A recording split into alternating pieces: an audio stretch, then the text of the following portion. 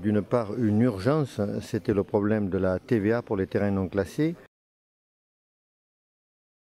puisqu'on arrivait à l'échéance du 23 juillet, la date butoir du classement, avec l'impossibilité de reporter cette date, parce que cette date fait partie d'une loi.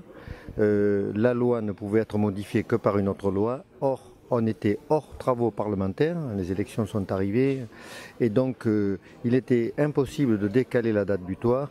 Il fallait trouver une solution. Cette solution a été trouvée par la sortie d'un rescrit fiscal qui modifie en fait l'instruction fiscale et qui nous permet de continuer à bénéficier du taux réduit jusqu'à la fin de l'année pour les terrains qui ne sont pas encore classés.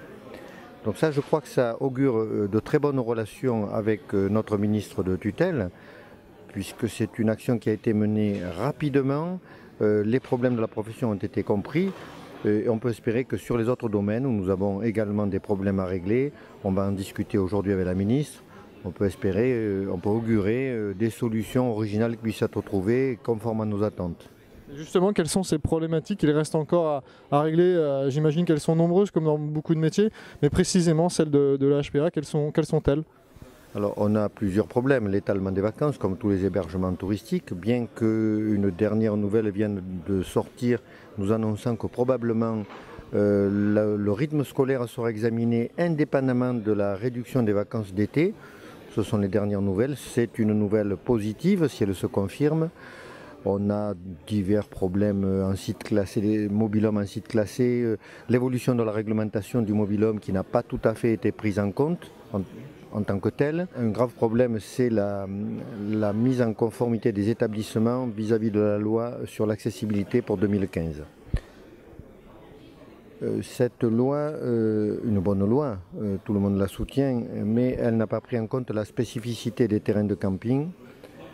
Comment en effet rendre accessible l'extérieur, le paysage, l'environnement.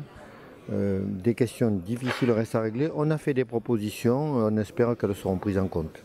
Quel message vous pourriez passer à vos adhérents et non-adhérents finalement à la profession quant à l'avenir qui est en évolution dans le métier, qui tend à se professionnaliser de plus en plus? Quel message vous, en tant que président, vous pouvez leur transmettre?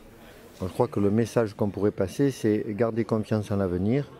La profession est bien armée pour faire face aux difficultés économiques ou même pour les indépendants pour faire face à l'arrivée des grands groupes.